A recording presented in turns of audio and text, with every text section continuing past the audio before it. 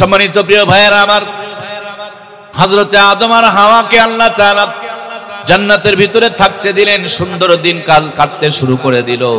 শয়তানের আর সহ্য হলো না, শয়তান ধোঁকাবাজি শুরু করে দিল। আদমের কাছে গিয়ে বলে, আদম, চিরকাল যদি এই শান্তির জান্নাতে থাকতে চাও, গন্ধব ফল পেরে একটু খেয়ে নাও, জিন্দেগিতে আর কোনোদিন তোমার জান্নাত থেকে বের হতে হবে না। হযরতে আদম চিন্তা করলেন, আল্লাহ তাআলা গন্ধব ফলের কাছেই যেতে আমাকে নিষেধ করলেন, আর তুমি আমাকে গন্ধব ফল খেতে বলো, তার মানে বুঝতে পেরেছি তুমি মরদুদ শয়তান, তুমি আমার কাছ থেকে ভেগে চলে যাও। শয়তানকে ভাগিয়ে দিলেন হযরতে আদম। শয়তান চিন্তা করলেন, ছেলে মানুষের বিবেক, ছেলে মানুষের মেমোরি বড় তীক্ষ্ণ, তাদেরকে সহজে ধোঁকা দেওয়া যায় না। এই জন্য শয়তান বুদ্ধি করলেন বড় আম্মা হাওয়াকে ধোঁকা দেওয়ার জন্য। কেমনি ধোঁকা দিবেন? সামনে গিয়া মায়া কান্না শুরু করে দিয়েছেন। আম্মা জান হাওয়া বলেন, এই তো জান্নাত, শান্তির জায়গা, এখানে কোনো অশান্তি নাই, তুমি কান্না করো কেন? আদমের হাওয়ার সামনে শয়তান বলে, মা, আমি তো আমার কারণে কাঁদি না, আমি কাঁদি তোমাদের জন্য। কারণ কয়েকদিন পর আল্লাহ তোমাদেরকে দুনিয়ার মধ্যে পাঠায়া দিবে, আর দুনিয়া বড় কষ্টের জায়গা, সেখানে তোমরা কেমন করে থাকবে। এই জন্য আমি আমার কষ্টে কাঁদি না, তোমাদের ভবিষ্যতের কথা চিন্তা করে কাঁদতেছি। জোরে বলুন নাউজুবিল্লাহ। এদেশে যতগুলো কিস্তি মার্কা এনজিও আছে, প্রত্যেকটা এনজিও নিজের ভুঁড়ি মোটা করার জন্য মায়া কান্না দেখায় দেখায় গরিবদেরকে শোষণ করে করে তাদের বাড়ির মধ্যে টিন নাই, চাল নাই, এদের পাছার মধ্যে গোস্ত নাই, এদের ঘুম নাই, এদের মাথার চুল পেকে যায়, আর এদের খালি বিল্ডিং বাড়ে, ওদের প্রমোশন হয়, ওদের সম্পদ বাড়ে। কথা বলুন ঠিক কিনা? এরা হলো ওই শয়তানি বুদ্ধি খাটায়া তারা তেমনি ভাবে কিস্তি চালু করে দিয়েছে। শয়তান বলছে, আমি আমার জন্য কাঁদি না, আমি কাঁদি তোমাদের জন্য, তোমরা দুনিয়াতে কেমনে থাকবে।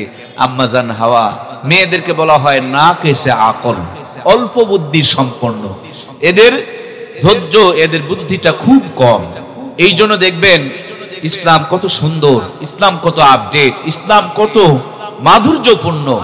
তালাকের অধিকার শুধু ছেলে মানুষকে দেওয়া হয়েছে, তালাকের অধিকার কোনো মেয়ে মানুষকে দেওয়া হয়নি। আমার হাতে এই যে ফ্লাক্স দেখছেন আপনারা, এটাতে গরম পানি রাখা হয়, এটা স্টিলের, কিন্তু এই ফ্লাক্স গ্রামগঞ্জে আমরা যেটা চিনি যে ফ্লাক্স প্লাস্টিকের এবং ভিতরে থাকে কাঁচ। আপনার ফ্লাক্সটা আপনি আপনার ছোট বাচ্চার হাতে কি দেবেন? কেন দিবেন না? কারণ যে কোনো মুহূর্তে ভেঙে ফেলে দিতে পারে। ফ্লাক্সটা ভেঙে ফেলে গেলে গরম পানি পড়ে ছেলেটা আপনার পুড়ে যাবে, ছেলেটা আপনার ক্ষতিগ্রস্ত হয়ে যাবে। এই জন্য আপনার ছেলেকে আপনার ফ্লাক্স আপনি হাতে দিচ্ছেন না, কারণ এটা সংরক্ষণ সে বুঝবে না। আমার আল্লাহ কত বড় দয়ার সাগর, মেয়েদের হাতে দিলে যে কোনো মুহূর্তে সংসার ভেঙে তারা তছনছ করে দিবে। এই জন্য ছেলেদের একটু ধৈর্য বেশি। এই জন্য তালাকের অধিকারটা, সংসারটাকে ডিভাইডেড করা অথবা সমাপ্ত করার ক্ষমতা আল্লাহ মেয়েদের হাতে না দিয়ে ছেলেদের হাতে দিয়েছেন। সুবহানাল্লাহ বলেন। কোন স্বামী যদি তার বিবিকে তালাক দেওয়ার অধিকার দিয়ে দেয়, তখন সে সংসারকে বিচ্ছিন্ন করতে পারবে। তার আগে অধিকার না দিলে মেয়েরা তালাক দিলেও তালাক হবে না। তালাকের অধিকার মেয়েদেরকে দেওয়া হয় নাই। দেখুন না, 50 বছর ধরে সংসার করছেন, হঠাৎ করে একদিন পান ভুলে চলে আসছেন, দেখবেন মা সামনে দাঁড়ায় বলবে, তোমার সংসারে এসে আমি জীবনে কিচ্ছু পাইলাম না। যে কয়জন ঠিক বলেন নাই, আপনারা কি বেঠিক বলতেছেন নাকি? 90% মায়েদের এই চরিত্র। 50 বছর সব দিলেন, হঠাৎ করে কোনো একটা কিছু যদি ভুলে আসেন, তোমার কাছে এসে আমার জীবনটা শেষ হয়ে গেল, আমি হলে তোমার ভাত খাচ্ছি, অন্য কেউ হলে অনেকদিন আগে প্রসাব করে চলে যেত। এরকম বলে কি বলে না? আমার প্রাণ প্রিয় ভাইয়ারা, এই জন্য বড় আম্মা হযরতে হাওয়াকে শয়তান ধোঁকা দেওয়ার জন্য বললেন, মা, এই গন্ধব ফল পেরে যদি খেয়ে ফেলতে পারো, আর কোনোদিন তোমাকে দুনিয়াতে যেতে হবে না। বড় আম্মা হযরতে হাওয়া চিরকাল জান্নাতে থাকার জন্য গাছের থেকে গন্ধব ফল পেরে যখন খেতে শুরু করে দিলেন, গাছ থেকে ফল পাড়ার পর আঠা পড়লো, রস ঝরলো। এই জন্য আল্লাহ তাআলা মায়েদের উপরে একটা শাস্তি চাপায়া দিল। মেয়েদের যখন বয়স হয়ে যায়, তখন দেখবেন 3 দিন 5 দিন মতান্তরে 7 দিন পর্যন্ত মেয়েদের মেন্স হয়ে থাকে, হায়েস হয়ে থাকে। এটা পার্বতীপুরের কোন ছেলে মানুষের কি হয়? তার মানে আমরা গন্ধব ফল পারি নাই, শাস্তি আমাদের ঘাড়ের উপরে বর্তায় নাই। মায়েরা পেরেছিলেন, তাদের ঘাড়ের উপরে শাস্তি আজ পর্যন্ত বর্তায় আছে। শরীরের মধ্যে পরিবর্তন শুরু হলো। শয়তান বলে, তোমারে দুনিয়ায় যাওয়া লাগবে বাথরুম করার জন্য, জান্নাত পবিত্র জায়গা, এখানে তুমি টয়লেট করতে পারবা না, তোমার দুনিয়ায় যাওয়া লাগবে। হযরতে হাওয়া বলেন কেমনে আমি দুনিয়ায় যাব স্বামী ছাড়া? বলে স্বামীকে যদি সাথে নিতে চাও যে কোনো মূল্যে তুমি তোমার স্বামীর গন্ধব ফল খাওয়াও। হযরতে আম্মা জান হাওয়া আদর করে আদমকে কাছে নিয়ে মুখের মধ্যে গন্ধব ফল তুলে দিয়েছে। হযরতে আদম মনের অজান্তেই যেন গিলে ফেলে দিয়েছে। এরপর মনে হয়েছে না জানি আমি গন্ধব ফল খেয়ে ফেললাম। সঙ্গে সঙ্গে গলার মাঝখানে শক্ত করে চিপে ধরেছে। তাকায় দেখুন মেয়েদের গলার মধ্যে হুলকুম নামক উঁচা হারখানা নাই, কিন্তু প্রত্যেকটা পুরুষের গলার মধ্যে হুলকুম নামক উঁচা হার আছে না নাই? আপনারা দেখেন তো আছে নাকি? বাড়িতে গিয়ে দেখবেন ভাবিদের নেই, আবার বাড়িতে গিয়ে ঘুম থেকে জাগ্রত করে দেখবেন, আগে আমার কথাটা শোনায়া দেখবেন, নইলে মনে করবে যে গলা চিপে ধরে মেরে ফেলার জন্য চক্রান্ত করছে। সাথে মামলা হয়ে যাবে, নারী নির্যাতনের মামলা আছে একই দেশ, আহারে সে দেশে নারী নির্যাতনের মামলা আছে কিন্তু পুরুষ নির্যাতনের মামলা নাই। আমার বাংলার জমিনে এখন যদি 20% নারী নির্যাতন হয়, 80% পুরুষ নির্যাতন হয়। নারীদের চাইতে পুরুষেরা বেশি নির্যাতিত। মা আর বউ দুইজনা টানাটানি করার কারণে বাংলাদেশে শতকরা 30 থেকে 35% যুবক মানুষের গড় আয়ু 20 বছর কমে গিয়েছে। আমরা এমন একটা নির্যাতিত জাতি, আজ পর্যন্ত কিছু বুঝলাম না। মায়ের কাছে থাকলে মা কয় তুমি কিছু বোঝো না, বউয়ের কাছে থাকলে বউ কয় তুমি কিছু বোঝো না। কি গো, মানে আমাদের বোঝার বয়সই হইল না। আপনারা কি কথা বুঝতে পারছেন আমার? আপনাদের কি এরকম বলে? মা বলে তুমি বুঝো না, মা আপনাকে এটা বোঝাবে, সেটা বোঝাবে, ওইটা বোঝাবে। আবার বউয়ের কাছে যাবেন, বউ বলবে তুমি কিছু বোঝো না, তুমি কিছু বোঝো না। আবার দেখবেন যখন আপনার বাচ্চা হবে, ছেলে হবে অথবা মেয়ে হবে, তারাও আপনাকে বলবে আব্বু তুমি কিছু বোঝো না। তার মানে আমাদের বোঝার বয়সটা যে কখন সেটাই তো আমরা বুঝলাম না। বুঝতে বুঝতেই আমরা কবরে চলে যাচ্ছি। আমরা এমন একটা অসহায় জাতি, সব সময় খালি আমরা ছাত্র হয়ে থাকি। বউ বুঝাতে চায়, মা বুঝাতে চায়, ছেলে বুঝাতে চায়, সবাই খালি আমাদেরকে বুঝাতে চায়, আমাদের থেকে কেউ বুঝ নিতে চায় না। কথা বলেন ঠিক কিনা? আমার মায়েরা পীর খুঁজে বেড়ায়, অথচ বাড়িতে তার বড় পীর আছে, বড় পীরের কোনো খবর নাই। মায়েরা মাঝে মাঝে ফোন করে করে কয় হুজুর পীরের মুরিদ না হইলে বলে জান্নাতে যাওয়া লাগবে না। আমি কই কিসের পীরের মুরিদ হবেন? আপনি তো পীরের মুরিদ হয়ে আছেন, আপনার পীরের নাম হচ্ছে মুহাম্মদুর রাসূলুল্লাহ সাল্লাল্লাহু আলাইহি ওয়াসাল্লাম। এরপরও যদি পীরের মুরিদ হতে চান তো তারপরের সেকেন্ড পীরটা হচ্ছে আপনার স্বামী। স্বামীকে যদি অনুকরণ করতে পারেন, স্বামী যদি আপনার রাজি আর খুশি থাকে, স্বামী যদি আপনার কবরের কিনারে দাঁড়ায় বলে ওগো আমার রব, আমার বিবির মরার আগ পর্যন্ত আমি তার উপরে রাজি আর খুশি ছিলাম, তুমি তার উপরে রাজি খুশি হয়ে যাও, মদিনাওয়ালা বলেন তার জন্য জান্নাত ওয়াজিব হয়ে যায়। সুবহানাল্লাহ বলেন।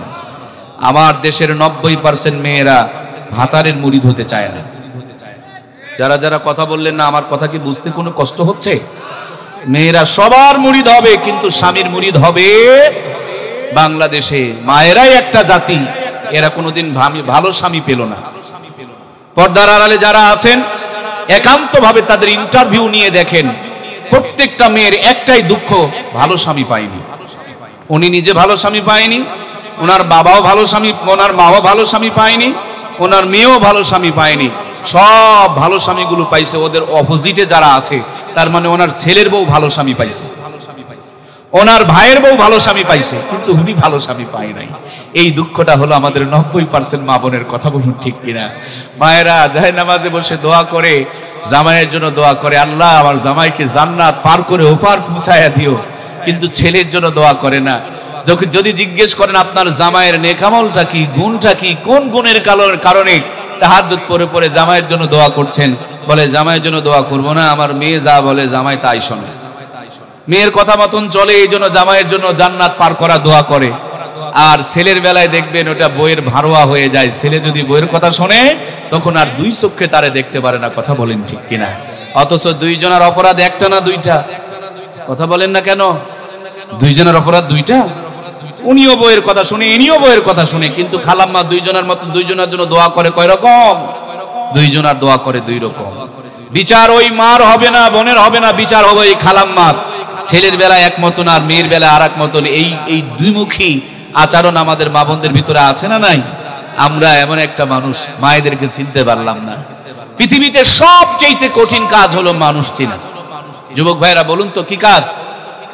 সবচেয়ে কঠিন কাজ হলো মানুষ চেনা। এখানে কেউ কি আছেন যে মানুষকে আপনি চিনতে পেরেছেন পরিপূর্ণ? আমি কিন্তু পারি নাই। আপনাদের আমি বুঝাই, কিন্তু আমি নিজেই বুঝি নাই যে মানুষ চিনাটা কত কঠিন। পৃথিবীর সবচেয়ে কঠিন কাজ হলো মানুষ চিনা, তার চাইতে বেশি কঠিন কাজ হলো মেয়ে মানুষ চিনা। ওয়াজ বোঝে নাই গো? 1 নম্বরে কঠিন কাজ হলো মেয়ে মানুষ চিনা, তার চাইতে কঠিন কাজ হলো 1 নম্বরে কঠিন কাজ হলো মানুষ চিনা, 2 নম্বরে তার চেয়ে কঠিন কাজ হলো মেয়ে মানুষ চিনা। এই জন্য সরকার কইছে মানুষ তাও 18 বছরে চিনতে পারবা, সেজন্য তুমি ভোট দাও, কিন্তু মহিলা চিনতে আরো সময় লাগবে, এজন্য 25 বছর আগে বিয়ে করিও না। কথা কি বোঝা যাচ্ছে? মানুষ চিনা সহজ, কিন্তু মেয়ে মানুষ চিনা কঠিন। এই জন্য মানুষ তুমি 18 বছরে চিনতে পারবা, ভোট দিতে পারবা, কিন্তু বউ চিনার জন্য, মেয়ে মানুষ চিনার জন্য বড় কঠিন কাজ। এই জন্য কইছে 25 বছরে করলেই ভালো হয়।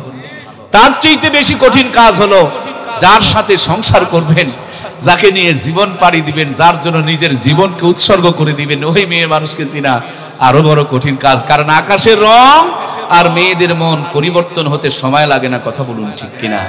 আল্লাহ আমার মা বোনগুলোকে স্বামী ভক্ত হওয়ার তৌফিক দান করুক, বলুন আমিন। স্বামী যদি আপনার জন্য সুপারিশ করে জান্নাত ওয়াজিব হয়ে যায়। ভণ্ড পীরের পায়ের মধ্যে তেল মাখায়া কোনো লাভ? স্বামী বেচারি আপনার জন্য জীবনকে টানা টানা করে দেয়, অথচ একটা ভক্তি, একটা শ্রদ্ধা, একটা ভালোবাসা নিয়ে স্বামীর কপালের উপরে হাত দেয় না, স্বামীর শরীরটাকে ছুঁয়ে দেখে না। স্বামীর কাছে যখন ঘুমাইতে আসে তখন একটু যে পরিষ্কার হয়ে আসবে, একটু সুগন্ধ ব্যবহার করে আসবে, তাও আসে না। সারাদিন কাজ করে ময়লা, নোংরা, দুর্গন্ধ, ঘামওয়ালা শরীর নিয়ে স্বামীর পাশে এসে ঘুমায়। স্বামীর মনটা চায় যে এখানে না ঘুমায়া গোয়াল ঘরে ঘুমালেই বড় ভালো হয়। কথা বলুন ঠিক কিনা? তো আপনার স্বামী পরক্রিয়া করবে না তো করবে কাটটা গো? কথা বুঝতে খুবই কষ্ট হচ্ছে। খালাম্মা, আপনারটা পরক্রিয়া করবে না তো করবে কাটটা? গরুর শরীর থেকে তো এত দুর্গন্ধ বের হয় না। মাঝে মাঝে আমাদের মা বোনদের সারাদিন কাজ তো করতেই হবে। আপনার সংসার আপনি সামলাবেন না, ভাত রান্না করবেন না, বাচ্চা কাচ্চার খোঁজ খবর নিবেন না, সেবা যত্ন করবেন না, তা তো নয়। কিন্তু দিন শেষে আপনার স্বামীর মনোরঞ্জন ঠিক রাখার জন্য একটু সাজুগুজু করে তো স্বামীর সামনে আসা উচিত। কথা বলুন ঠিক কিনা?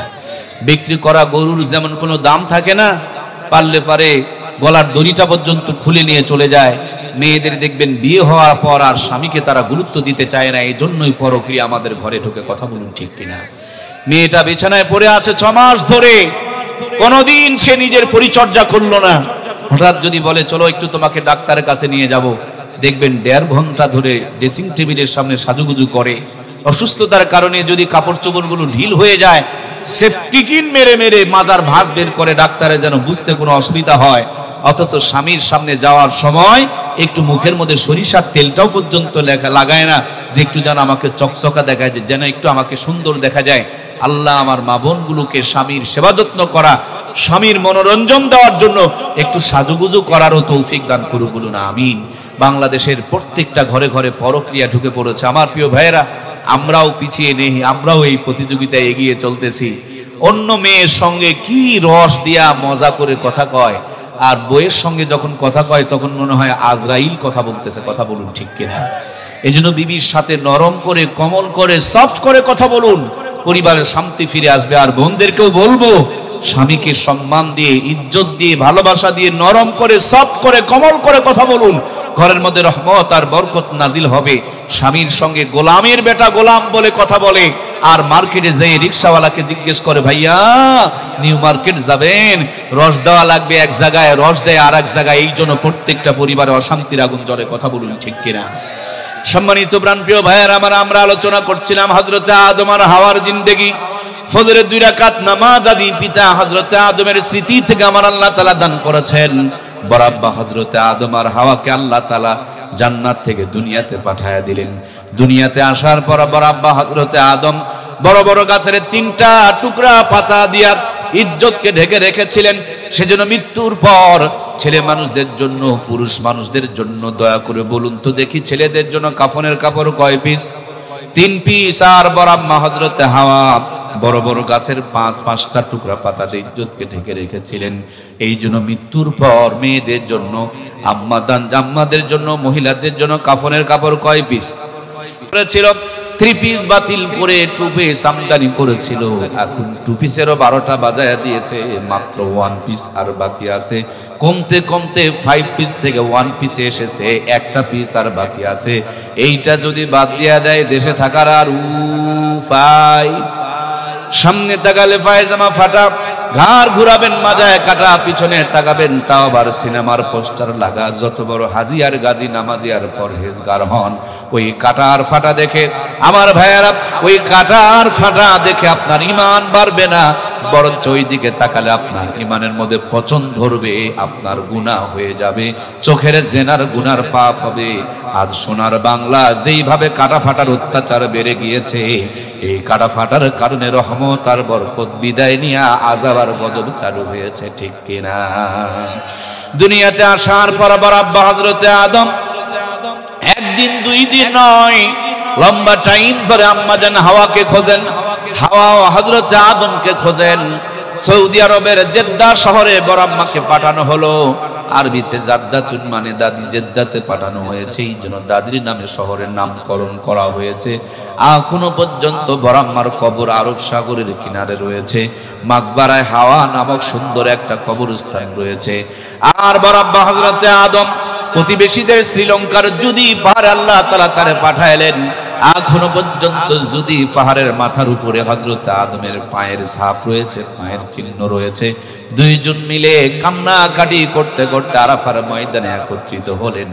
আরাফা মানে মিলন হওয়া, মিলিত হওয়া, একত্রিত হওয়া। বাবা আর মা 2 জন মিলে যেই পাহাড়ের মাথায় চড়ে একত্রিত হয়েছেন, বাবা আর মার একত্রিত হওয়ার বদলতে ওই পাহাড়টার নামকরণ করে রহমতের পাহাড় নামকরণ করা হয়েছে, জাবালে রহমত নামকরণ করা হয়েছে। একজন আর একজনকে সামনে পেয়ে জিজ্ঞেস করেন, আনতা আদম, তুমি কি আদম? আদম বলেন, আনতুম হাওয়া, তুমি কি হাওয়া? 2 জন 2 জনকে পেয়ে বুকে জড়িয়ে ধরে চোখের পানিগুলো ছেড়ে দিলেন। 2 জনের চোখের পানির বদলে আরাফার ময়দানকে কিয়ামত পর্যন্ত আল্লাহ পবিত্র বানিয়ে দিলেন।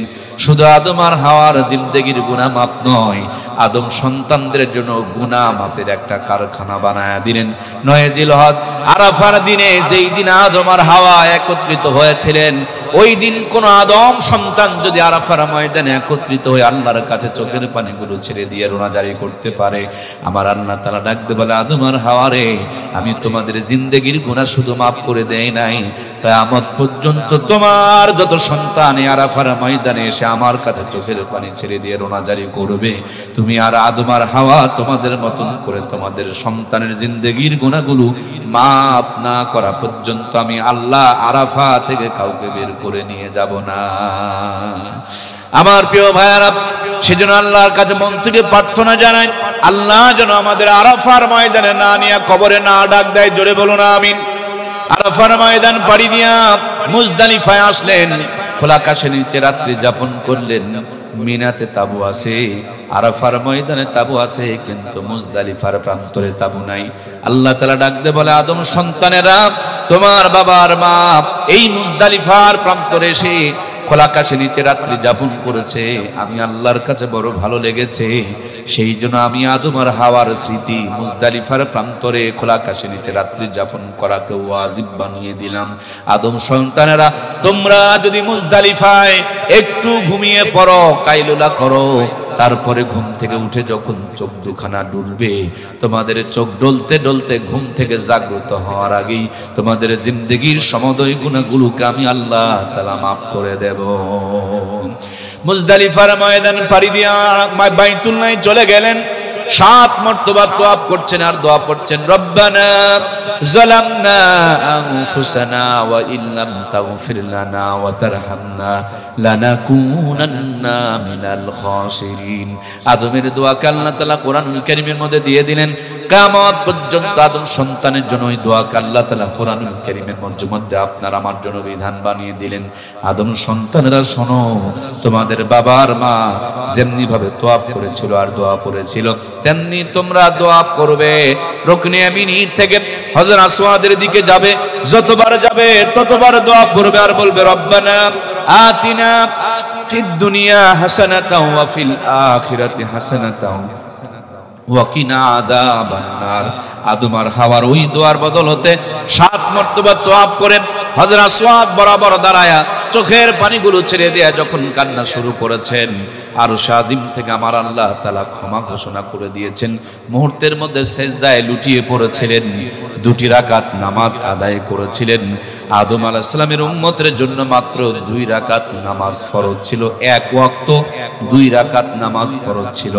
আল্লাহর হাবিব মেরাজে গিয়ে আদম নবীর লম্বা জিন্দেগি দেখে যখন আফসোস করেছিলেন, আল্লাহ বলেন, বন্ধু তোমার উম্মতকে আমি আদম নবীর জিন্দেগি বরাবর হায়াত দেই নাই, কিন্তু আদম নবীর স্মৃতি থেকে ফজরের 2টা রাকাত নামাজ দিয়া দিলাম।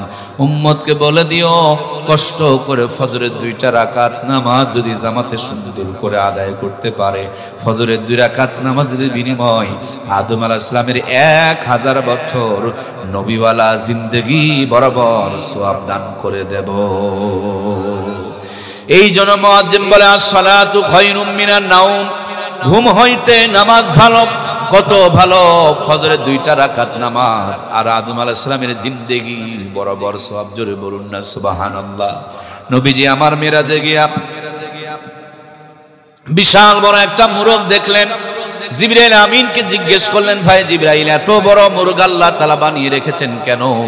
জিবরাইল আমিন ডাকতে বলেন, নবী গো আমার, আল্লাহ রাব্বুল আলামিন এই মুরগটাকে, এই ফেরেশতাকে মুরগের আকৃতি দিয়া রাখছে।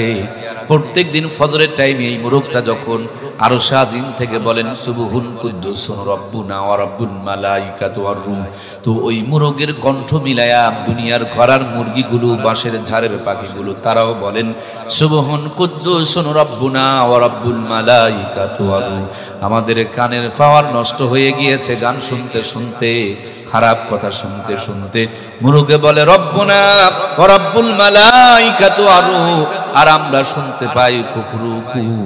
মুয়াজ্জিন যখন আজান দেয়, ছায়ের পালার কুকুরের ঘুম ভেঙে যায়, মগর আমাদের ঘুম ভাঙতে চায় না। কুকুরের ঘুম ভাঙে সকাল 6টায়। আমরা ফেসবুক আর ডিজিটাল মুসলমান ইউটিউব চালাই, এই জন্য আমাদের লাস্টিং পাওয়ার আরো 3 ঘন্টা বেশি। আমাদের ঘুম ভাঙে সকাল 9টায়। কুকুরের ঘুম ভাঙার পর মালিকের শুকরিয়া আদায় করে। আর আপনার আমার জন্য উচিত ছিল, ঘুম যখন ভাঙবে বান্দায় চোখ দুটো ডলবে আর জবান দিয়া বলবে আলহামদুলিল্লাহিল্লাযী আহইয়ানা বাদা মা আমাতানা ওয়া ইলাইহিন নুশুর। দুর্ভাগ্যরে মুসলমান, আমাদের মুখ থেকে দোয়া বের হয় না, এখন আমাদের মুখ থেকে খালি ভোঁ ভোঁ করে ধোঁয়া বের হয়। কথা বলুন ঠিক কিনা?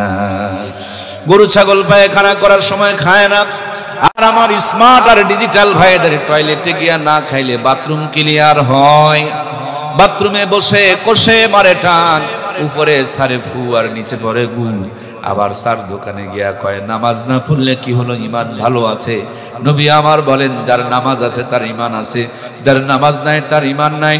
আমার দরদের ভাইয়েরা, উচিত ছিল মুসলমান ফজর আজান শোনার আগেই ঘুম থেকে জাগ্রত হব, তাহাজ্জুদের নামাজ পড়ব, ফজরের নামাজ জামাতে আদায় করব, এরপর কোরআনুল কারীম তেলাওয়াত করে দুনিয়ার কাজ কামের মধ্যে নেমে পড়ব। প্রত্যেকটা কাজের মধ্যে রহমত আর বরকত নাজিল করে দিবেন কে?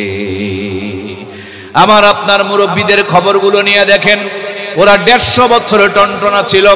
পায়ে হেঁটে দিনাজপুরে গিয়েছে, পায়ে হেঁটে সৈয়দপুর গিয়েছে, পায়ে হেঁটে রংপুর চলে গিয়েছে, পায়ে হেঁটে বগুড়া পর্যন্ত গিয়েছে। কি ফজিলত তাদের ভিতরে ছিল? ফজিলত হলো সূর্য যখন ডুবে যেত জলদি করে তারা ঘুমিয়ে পড়তো। রাতের ঘুম যদি পূর্ণ হয়ে যায়, সারাদিনের শরীরের যে ঘাটতি, ওই ঘুমের মধ্য দিয়ে সারাদিনের ঘাটতিগুলো পূরণ করে ব্যাটারির চার্জ ফুল করে দেয় কে? আমরা রাত 3টা রাত পর্যন্ত ঘুমাইতে পারি না। সকাল যখন হয়ে যায়, আল্লাহর বান্দারা ঘুম থেকে জাগ্রত হয়ে ফজরের নামাজ পড়ে কোরআন তেলাওয়াত করে জমিনে বিচরণ করত। সূর্য পূর্ব দিকে যখন লাল আলো নিয়ে উঠতো, পুরা লাল আলোটা হলো ভিটামিন ডি। একজন মানুষের শরীরে যেই পরিমাণ ভিটামিন ডির দরকার পড়ে, তার 80% ভিটামিন সূর্যের আলোর ভিতরে থাকে। আমরা তো সকাল 11টার মধ্যে ঘুম থেকে জাগ্রত হই, সকাল বেলার ভিটামিন ডি পায় না। এখানে যতগুলো মানুষ বসে আছি, 90% মানুষের শরীরে এখন ভিটামিন ডির ঘাটতি পাওয়া যায়। আর এই ভিটামিন ডির ঘাটতি থাকার কারণে হাজার হাজার অসুখ বিসুখ হয়। শরীর দুর্বল হয়ে যায়, শরীরটা অসুস্থ হয়ে যায়। এটা খাবার দেয়া পূরণ হবে না, এটা সূর্যের সকালের সোনালি রোদ দেয়া পূরণ হবে। কিন্তু দুর্ভাগ্যরে মুসলমান, আমাদের ঘুম ভাঙে সকাল 11টায়। এই জন্য আমরা স্মার্ট হলাম, ডিজিটাল হইলাম, কিন্তু উন্নতি করতে পারলাম না। নন স্মার্ট, নন ডিজিটাল নানু আর দাদুরা যদি 150 বছর বাঁচে, স্মার্ট আর ডিজিটাল হওয়ার পর আমরা তো 300 বছর বাঁচি। 300 বছর বাঁচি। কি গো, কথা বুঝতে পারছেন না আপনারা? আমার কথা বোঝা যাচ্ছে না ভাইয়েরা? স্মার্ট আর নন স্মার্ট, ডিজিটাল আর নন ডিজিটাল, আমাদের নানু দাদু এরা তো স্মার্ট, ডিজিটাল কিচ্ছু ছিল না। এরা সাধারণ ছিল, নামাজ পড়নেওয়ালা, কোরআন তেলাওয়াত করনেওয়ালা, সন্ধ্যা হলে ঘুমিয়ে পড়নেওয়ালা, ফজরের টাইমে উঠে জানেওয়ালা। এই জন্য 150 বছর টনটনা বেঁচে ছিল। আমরা স্মার্ট ডিজিটাল আপডেট হতে গিয়া নামাজ নাই, কোরআনের তেলাওয়াত নাই, হালালের সাথে কোনো সম্পর্ক নাই, ঘুমায় রাতের 3টায়, উঠি সকাল 11টায়। এই জন্য 50 বছরে বেকার চেকা হয়ে যায়। কথা বলেন ঠিক কিনা? সম্মানিত প্রাণপ্রিয় ভাইয়েরা আমার, এই জন্য জীবনকে যদি সুন্দর করতে হয়, আল্লাহর হুকুম নবীর সুন্নত তরিকা ছাড়া সুন্দর করা সম্ভব নয়। আমাদেরকে আমার আল্লাহ তাআলা বানিয়েছেন, আমরা কেমনে ভালো থাকবো আমাদের চাইতে সব চাইতে বেশি কে জানেন? কে? আল্লাহ জানেন। সেজন্য আমরা কেমনে ভালো থাকবো, ভালো থাকতে যেন পারি, প্রত্যেকটা নিয়ম কোরআনুল কারীমের মধ্যে দিয়ে আল্লাহ তাআলা কোরআনুল কারীমতে দুনিয়াতে পাঠায়া দিয়েছেন। আবার প্র্যাকটিক্যাল করে মুহাম্মদুর রাসূলুল্লাহ সাল্লাল্লাহু আলাইহি ওয়াসাল্লামকে দিয়া 23 বছর আল্লাহ তাআলা প্র্যাকটিক্যাল করে দেখায় দিয়েছেন। নবীজির পরে সাহাবায়ে কেরামরা তারাও তাদের জীবনটা এই নবীর কোরআনকে, আল্লাহর কোরআনকে, নবীর সুন্নতের বিধানকে প্র্যাকটিক্যাল করে দেখায় দিয়েছেন। তার জীবনী তত সুন্দর, যার জীবনে কোরআন সুন্নাহর যত আদর্শ আছে। কথা বলুন ঠিক কিনা? এই জন্য প্রিয় ভাইয়েরা আমার, ফজরের 2টি রাকাত নামাজ আদি পিতা হযরত আদমের স্মৃতি। আর জোহরের নামাজ কয় রাকাত বলুন তো দেখি? জোহরের নামাজ হলো 4 রাকাত। এই 4 রাকাত নামাজ আমার আল্লাহ তাআলা দান করেছেন জাতির পিতা হযরত ইব্রাহিমের জিন্দেগি থেকে। আমরা জন্ম নিয়েছি ভালো মানুষের ঘরে, কিন্তু আমাদের কর্ম ভালো নয়। আর জাতির পিতা জন্ম নিয়েছিলেন ওই জামানার একজন মূর্তি পূজকের ঘরে, কিন্তু জন্ম ভালো জায়গায় না হলেও কর্মটা ভালো জায়গায় ছিল, কর্মটা ভালো ছিল। কিয়ামত পর্যন্ত মুসলমানের জাতির পিতা আমার আল্লাহ ঘোষণা করে দিয়েছেন, মিল্লাতা আবিকুম ইব্রাহিম হুয়া সাম্মাকুমুল মুসলিমিন। আল্লাহু আকবার। মুসলমানের জাতির পিতার নাম সাইয়েদনা ইব্রাহিম আলাইহিস সালাম। ঘোষণাটা কার? এতদিন পর্যন্ত আমাদের ঘরের উপরে কে যেন চেপে বসেছিল, তারা নিজেকে জাতির পিতা দাবি করতেছিল। ঘরের মধ্যে ছবি রাখতে হবে, নইলে বেতন বন্ধ হয়ে যাবে। যেমনি ক্ষমতা উল্টে গেল, তখন আবার কেউ কেউ মাথায় বসে প্রস্রাব করতেছিল। কথা বলুন ঠিক কিনা? জোর করে চাপায় দেওয়া যায় না, দিল থেকে মেনে নিতে হবে। আমার প্রিয় ভাইয়েরা, এমন কিছু করে যেতে হবে যুগ যুগ ধরে যেন মানুষ স্মরণ করে সে কতদিন আগে তিনি চলে গিয়েছেন। তার উপরে নাজিল হওয়া এটা কোরআন নয়, এটা মুহাম্মদুর রাসূলুল্লাহর উপরে নাজিল হওয়া কোরআন। কিন্তু তার ভিতরেও জাতির পিতার কথা আছে না নাই? সম্মানিত ভাইয়েরা আমার, ছোট্ট ইব্রাহিমকে কোলে নিয়ে মন্দিরের ভিতরে গিয়া চুলের উপরে বসতে দিয়া বাবা মূর্তি বানাতে শুরু করেছেন। আপনারা যারা মূর্তি বানানো দেখেছেন, প্রথমে দেখবেন কাবারি দিয়া একটা স্ট্রাকচার বানায়, তার উপরে খের পেঁচায়, এর উপরে কাদা লাগায়, তারপরে পালিশ করে, তারপরে মালিশ করে, এরপরে কাপড় চোপড় পরায়া, সামনে কিছু দুধ কলা দিয়া, হাতের মধ্যে একটা টুনটুনি নিয়া, যা কিছুই বলুক না কেন বেচারি একটা সত্য কথা বলে, নম নম নম। এই 4 আঙ্গুলের ইশারা দিয়া কয় নম নম নম। যা কিছু নিয়ে আসতেছ 4 আঙ্গুল দিয়া কয় সব আমি নেব। আর উপরের কাঁচকলা ঝোঁকায় আর কয় তোর ভগবান আর তোদেরকে এটাই দেব। আজ পর্যন্ত নম নমর যারা পূজা করেছে ওদের কপালে কাঁচকলাই গিয়েছে, আর যা কিছু নিয়ে গেছে সব ঠাকুরে খাইছে। কথা বলুন ঠিক কিনা? হিন্দুদের দেখে দেখে এখন আমার ভাইয়েরা মুসলমানরা ওই পূজা শুরু করেছে। ওদের যেমন রামনারায়ণ, মোদের তেমন মানিক পীর। ওদের হলো দুধ কলা, মোদের হলো সিন্নি ক্ষীর। রামনারায়ণের পূজা করে, পর্দা পুশিদা লাগে না। হালাল হারাম চেনে না, আমার ভাইরা সত্য মিথ্যার পার্থক্য করে না। বাংলার জমিনে এমন হাজার ভণ্ড পীর আছে, এদেরও নামাজ লাগে না, রোজা লাগে না, পর্দা লাগে না, খালি বাবার দরবারে গরু ছাগল নিয়ে গেলেই চলে। কথা বলুন ঠিক কিনা? গরু ছাগল দিয়ে যদি জান্নাতে যাওয়া যায়, তোমার পীরে চাইতে কি আমার নবী বড় ভিন্ন হয়? নবীর রওজায় একটা নিয়ে গেলে না কেন রে ভাই? নবীরে বাদ দিয়া বাবার দরবারে এত গরু নিয়ে দৌড়াও কেন? আবার গর্ব করে যে আমার বাবার কবরে, আমার বাবার মাজারে যত গরু যায়, অন্য মাজারে তত মানুষও যায় না, গরুর কাছে তো গরুই যায়, এখানে আবার গর্বের কি? আল্লাহ তাআলা আমাদেরকে সঠিক বুঝদান করুক, বলুন আমিন। লবণ আর চিনি দেখতে একই মতন, কিন্তু লবণ চিনি কি একই জিনিস? বাংলার জমিনে একজনও বেকুব পাওয়া গেল না যে চিনির টাকা দিয়ে লবণ কিনে নিয়ে এসেছে। হাজার বেকুব পাওয়া যায়, হক্কানি পীরের নাম বলে আর ভণ্ডের কাছে মুরিদ হয়। কথা বলেন ঠিক কিনা? আল্লাহ তাআলা আমার ভাইগুলোকে হক্কানি পীরের কাছে যাওয়ার তৌফিক দান করুক, বলুন আমিন। ভণ্ড পীরেরা মানুষকে গাঁজা খাওয়া শিখায়, হক্কানি পীরেরা গাঁজাখোরকে নামাজি বানায়। এখন আপনার পীর কোন পীর আপনি মিলায় দেখেন, মেজারমেন্ট করে দেখেন। আমরা দেখেছি বিগত দিনগুলোতে ভণ্ডদের মাজারে টাকার কোনো অভাব ছিল না, আর যারা হক কথা বলতো, সত্য কথা বলতো, যারা হক্কানি জিন্দা পীর ছিল, আল্লাহর ওলি ছিল, তাদের হাতের মধ্যে হাত করা লাগায় তারা জেলের মধ্যে ঢুকায় রাখতো। কথা বলুন ঠিক কিনা? যারা হক কথা বলে তারাই তো পীর, যারা হক কথা বলে তারাই তো পীর।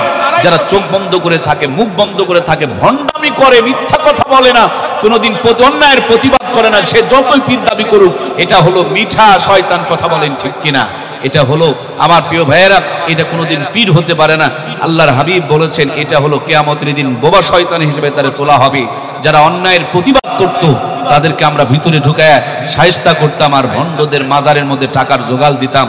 আল্লাহ তাআলা জাতিকে হক্কানি পীরদের কাছে যাওয়ার তৌফিক দান করুক, বলুন আমিন। আমার প্রাণপ্রিয় ভাইয়েরা, আমরা আলোচনা করছিলাম জাতির পিতা সাইয়েদিনা হযরত ইব্রাহিম থেকে জোহরের 4টা রাকাত নামাজ আমার আল্লাহ তাআলা দান করেছেন। আপনাদের কি কোনো কষ্ট হচ্ছে? আমি কি চালাইতে পারি? জাতির পিতা সাইয়েদিনা হযরত ইব্রাহিমের জিন্দেগি থেকে জোহরের 4 রাকাত নামাজ আমার আল্লাহ তাআলা দান করেছেন। ছোট্ট ইব্রাহিম টুলে থেকে উঠে গিয়া বাবার গলাটা জড়িয়ে ধরে, আব্বা, এই যে আপনি কেবলই খেরের বন্দা যেটা বানাইলেন, এই খেরের বন্দার সামনে দুধ কলা দিয়া নম নম শুরু করলেন। খেরের বন্দাটা কে হয়, কি হয়? বাবা তো চোখ গরম করে ফেলছে, তার দেবতাকে খেরের বন্দা বলেছে।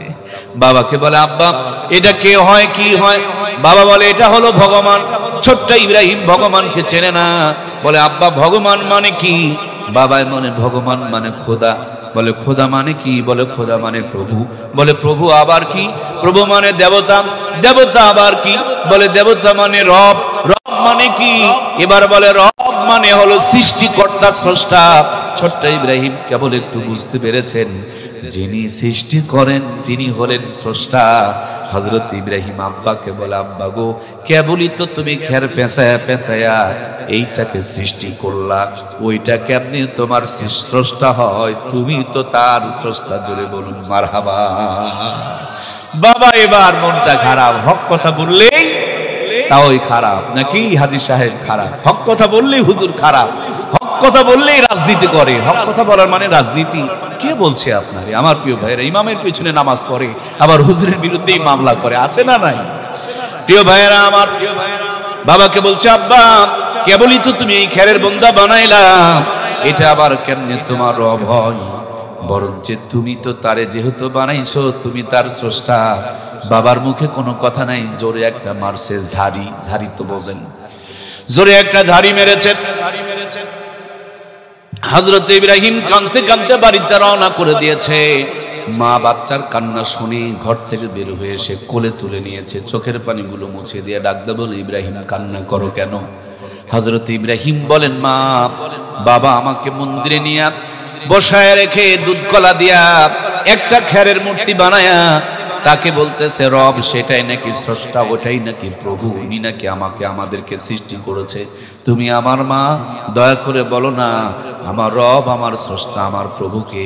মা মুখখান চিপে ধরেছে, বলে ইব্রাহিম সব বলা যাবে, নমরুদের প্রভুর কথা বলা যাবে না, রবকে খোঁজা যাবে না।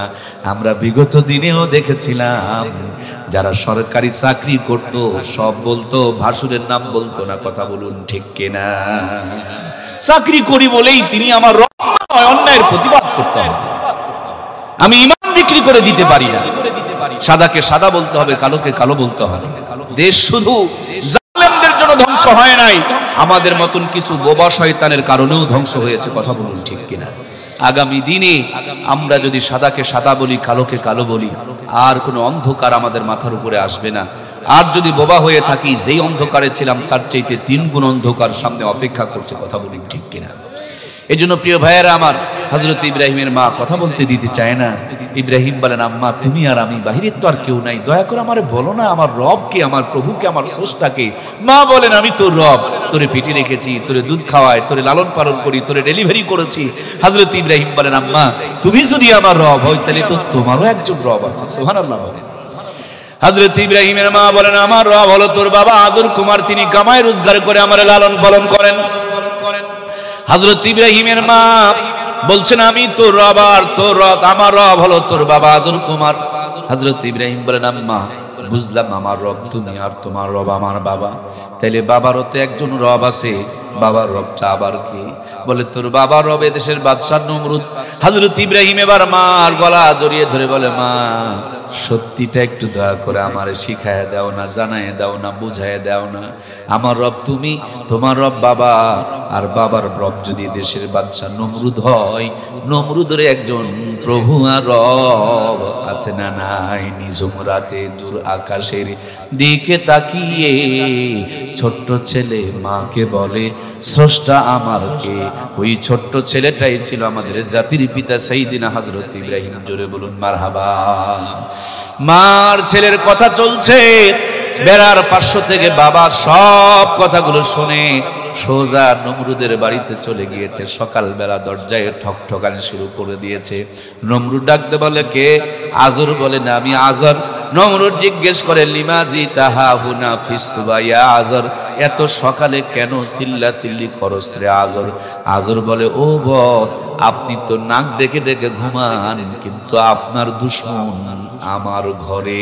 এই বাংলার জমিনেও আমরা দেখেছিলাম মিলাদ করার জন্য দাওয়াত দেয়, সন্তান জন্ম হলে ডান কানে আজান, বাম কানে একামত দেওয়ার জন্য দাওয়াত দেয়, বাপ মা মরে গেলে হুজুরকে দাওয়াত দেয়, আবার হুজুরের পিছনে নামাজ পড়ে হুজুরের বিরুদ্ধে মামলাও করে। এরকম মুসল্লি আছে না নাই? বাবা কথা শুনে সন্তানকে সতর্ক না করে সোজা গিয়া নমরুদের কাছে লাগাই দিয়েছে। জানা কথা বলে সময় নষ্ট করব না, অনেক গুরুত্বপূর্ণ কিছু তথ্য আপনাদেরকে দিয়ে যেতে হবে আমার প্রিয় ভাইয়েরা। হযরত ইব্রাহিমকে ধরে নিয়ে চলে আসলেন, বিশাল অগ্নিকুণ্ড সাজানো হলো, দাউ দাউ করে আগুন জ্বলতে শুরু করেছে। আগুনে ফেলানোর জন্য একটা চরকি বানায় এক মাথার মধ্যে ইব্রাহিম আলাইহিস সালামকে বেঁধে আর এক মাথার মধ্যে রশি লাগায় 1-2 হাজার নয় 70,000 যুবকদেরকে ধরে টানতে লাগায় দিল, যাতে করে হযরত ইব্রাহিমকে তারা আগুনে ফুরায় ফেলতে পারে।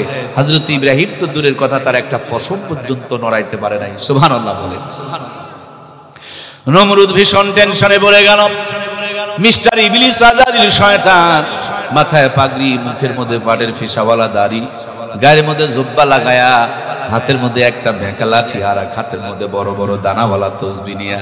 কারণ হুজুরকে মারার জন্য একদল হুজুরের চক্রান্ত আছে না নাই? মাঝে মাঝে দেখেছিলাম কিছু হুজুরকে ফাঁসি দেয়, আবার কিছু হুজুর মিষ্টিও খায়। কি গো, কথা বলেন না কেন? সাধারণ মানুষের চাইতে এই হুজুরদের লাফালাফিটা বেশি ছিল। কয়েকদিন আগে একটা জাহান্নামের নরকীট বিদায় নিয়ে চলে গিয়েছে। মুখে দাড়ি, মাথায় টুপি রেখে আবার দাড়িওয়ালা টুপিওয়ালাদের বিরুদ্ধে চক্রান্ত ছিল। শয়তান চিন্তা করলেন, হযরত ইব্রাহিমকে মারতে হলে ইব্রাহিমের পোশাক পরা লাগবে, তার মতন সুরত ধরা লাগবে। নবীজির লাশ চুরি করার জন্য যে 3 জন ইহুদি গিয়েছিলেন, তারাও কিন্তু দাড়িওয়ালা, টুপিওয়ালা, পাগড়িওয়ালা ছিল। আজ বাংলার জমিনে যত ভণ্ড আছে, এই ভণ্ডরাও আল্লাহর ওলিদের মুখোশ পরে পরে ভণ্ডামি করছে। কথা বলুন ঠিক কিনা? সম্মানিত প্রাণপ্রিয় ভাইয়েরা আমার, আল্লাহর পয়গম্বর হযরত ইব্রাহিম আলাইহিস সালামকে আগুনে ফেলার জন্য শয়তান নমরুদকে বুদ্ধি শিখায়া দিল, শোনো, ইব্রাহিমকে যদি ন্যাংটা করতে পারো, রহমতের ফেরেশতাগুলো বিদায় নিয়ে চলে যাবে, হযরত ইব্রাহিম একা হয়ে যাবে, মজা করে আগুনে পুরানো যাবে, নইলে তার রহমতে তার রবের পক্ষ থেকে একদল রহমতের ফেরেশতা তাকে চেপে ধরে আছে, ঠেসে ধরে আছে। কিয়ামত হয়ে যাবে, দুনিয়ার সমস্ত মানুষ যদি টানা করে, দুনিয়ার বিমান কামান যত শক্তি সব যদি প্রয়োগ করা হয়, আল্লাহ রহমতের ফেরেশতা যেখানে চেপে ধরে আছে সেখানে ইব্রাহিমের একটা পশম পর্যন্ত নড়াইতে পারবে না। জোরে বলুন না সুবহানাল্লাহ।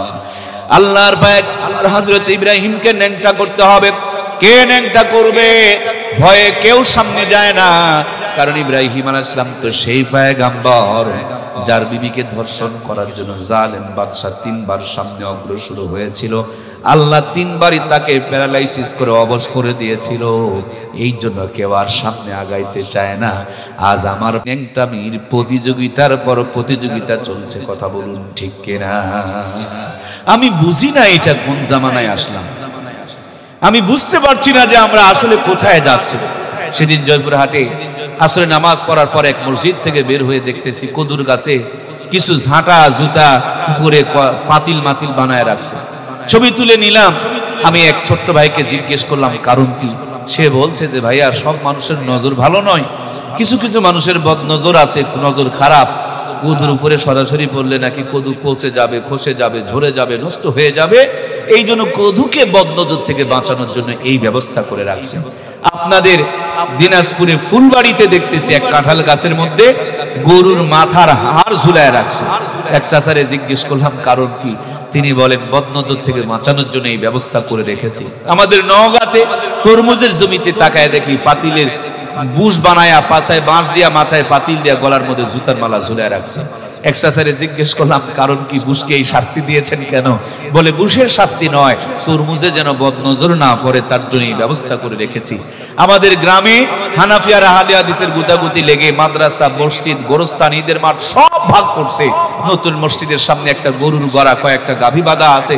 হঠাৎ তাকিয়ে দেখি এক গাভীর গলায় জুতার মালা। টেনশনে পড়লাম, হে আবার কোন জ্বালা, গাভীর গলায় কেন জুতার মালা? এক মুরব্বী বলছেন তুমি কি কিছু বুঝছো? আমি বললাম না, মোটেও তো বুঝি নাই। চাচাই বললেন যে দেখো ওই গাভীর ওলানের দিকে তাকায় দেখো, 3টা দুধের বান পচে গিয়েছে, মানে মানুষ বান মেরেছে, মুখদোষ করেছে, বদনজর লাগাইছে, এই জন্য গাভীর 3টা দুধের বান পচে গিয়েছে। আমি চিন্তা করলাম অপরাধ করলো মানুষ, আর জুতার মালা কার গলায়? গরুর গলায়। বিচার কিন্তু ঠিক হয় না। চাচা বললেন বেটা, বিচার নয়, আবার যদি বান মারতে চায়, বদনজর লাগাতে চাই, আর আগে যদি জুতার উপরে নজর পড়ে যায়, তাইলে নাকি বান মারলে আর বান খাটবে না। আমি চিন্তা করলাম, ওরে মুসলমান, তোমার মাথায় কত বুদ্ধি আমার আল্লাহ দিয়েছেন। তুমি তোমার কদুকে সংরক্ষণ করা বুঝলাম, কাঁঠালের হেফাজত করা জানলাম, তুমি তোমার গরুটাকেও বদনজর থেকে হেফাজত করলা, কিন্তু তোমার মেয়েটা যখন কলেজে যায় কেন তুমি বোরকা পরাইলা না? তোমার বউকে নিয়ে যখন তুমি মার্কেটে যাও তখন কেন পর্দাটা করাইলা না? তোমার মা বোন যখন বাহিরে যায় তখন কেন তুমি তাদেরকে পর্দার মধ্যে রাখলা না? তার মানে তোমার কাছে কাঁঠালের দাম আছে, তোমার কাছে কদুর দাম আছে, তোমার কাছে তরমুজের দাম আছে, তোমার মেয়ের দাম নাই, তোমার বোনের দাম নাই, তোমার মায়ের দাম নাই। তুমি যখন জামা বানাও তোমার জামা ফুল হাতা, বাড়িয়ালি জামা বানালে তখন কেন হয় হাফ হাতা? তোমার জামা দিয়া পেট ঢাকা, বেগমের জামা বানালে কেন হয় পেটের অর্ধেকটা ফাঁকা? তুমি যখন জামা বানাও বুক পর্যন্ত ঢাকা, আর বাড়িয়ালির বেলায় কেন হয়ে যায় বুকের অর্ধেকটা পর্যন্ত ফাঁকা?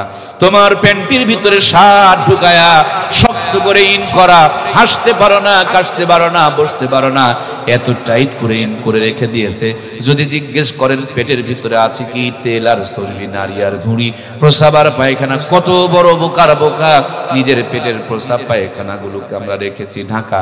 আর পৃথিবীর শ্রেষ্ঠ নিয়ামত আল্লাহর জান্নাতের সম্পদ, যেই মা বোনের পেট দিয়ে আমাদের দুনিয়াতে সন্তানগুলো আগমন করবে, ওই ফ্যাক্টরি আর কারখানাগুলো যদি রেখে দেই ফাঁকা, ওই পেটের মধ্যে শাহজালাল, শাহপ্রাণ, শাহ মাকদুম জন্মগ্রহণ করবে না। ওই পেটের মধ্যে দুনিয়ার সবচেয়ে বড় বড় চিটার, বাটপাড়া, লুচ্চা, গুন্ডা জন্ম নিবে। কথা বলুন ঠিক কিনা? এই জন্য প্রিয় ভাইয়ের আমার, পর্দা করা দরকার আছে না নাই? হযরত ইব্রাহিম আলাইহিস সালামকে আগুনে ফেলানোর জন্য শয়তান বুদ্ধি শিখায়া দিলেন, ন্যাংটা করো। কে ন্যাংটা করবে? আমার দরদের ভাইয়েরা, হযরত ইব্রাহিমের বাবা তিনি বলেন আমার সন্তানের খবর যখন আমি দিয়েছি আমি ন্যাংটা করে দিব। পায়জামার ফিতায় যখন টান দিয়েছেন আল্লাহর পয়গম্বর আসমানের দিকে তাকায় আল্লাহকে ডাকতে বলে, আল্লাহ আমার ইজ্জতের জিম্মাদারি তোমার কুদরতি হাতে দিয়ে দিলাম। আল্লাহ মুহূর্তের মধ্যে একটা জান্নাতে জুব্বা লইয়া হযরত ইব্রাহিমকে পরায়া দিলেন। জুব্বা এমন একটা পোশাক, পায়জামা লুঙ্গি খুলে নিলেও ন্যাংটা বানানো যায় না। জোরে বলুন মারহাবা। এই জন্য শয়তানের যারা বংশধর এরা দাড়ি টুপিওয়ালা, পাঞ্জাবিওয়ালা, পাগড়িওয়ালাকে দেখতে পারে, কারণ এটা জান্নাতি পোশাক, জাহান্নামীদের সহ্য হয় না। আমার প্রিয় ভাইয়েরা, জুব্বা নিয়ে যদি আলোচনা করি 3 ঘন্টার সময় লাগবে। এই জন্য এগাইতে পারছি না, আমাকে সামনে এগিয়ে যেতে হবে। ন্যাংটা করতে গিয়া যখন ন্যাংটা করতে পারলেন না, দ্বিতীয় পরামর্শ দিল হযরত ইব্রাহিমের চতুর্দিকে 40,000 নারী পুরুষকে জেনা করতে লাগায়া দাও। আল্লাহর পয়গম্বর হযরত ইব্রাহিম আলাইহিস সালামের চতুর্দিকে 40,000 নারী পুরুষ যখন জেনায় লিপ্ত হয়ে গেল, রহমতের ফেরেশতাগুলো বিদায় নিয়ে চলে গেল। পয়গম্বর একা হয়ে গেলেন, আগুনে ফুটতেছেন, কেবল পশমগুলো বেঁকা বেঁকা হয়ে আসতেছে। জিবরাইল আলাইহিস সালাম চরকি আটকায় দিয়ে বলে, পয়গম্বর শুধু অনুমতি দেন, টোটাল অগ্নিকুণ্ডকে মুহূর্তের মধ্যে নিভায়া ফেলে দিব। আল্লাহর পয়গম্বর বলেন, আমি যার জন্য আগুনে জ্বলি ডাইরেক্ট তার সাহায্য চাই, অন্য কোনো মাধ্যম দিয়ে সাহায্যের দরকার নাই। সুবহানাল্লাহ। আল্লাহর পয়গম্বর হযরত ইব্রাহিম আলাইহিস সালাম আগুনের মধ্যে পড়ছে, কেবল পশমগুলো আগুনের তাপে বেঁকা হয়ে আসতেছে। ওই মুহূর্তে আল্লাহর কুদরতি খুলে যায়, জোশ চলে এসেছে, ঝড় চলে এসেছে।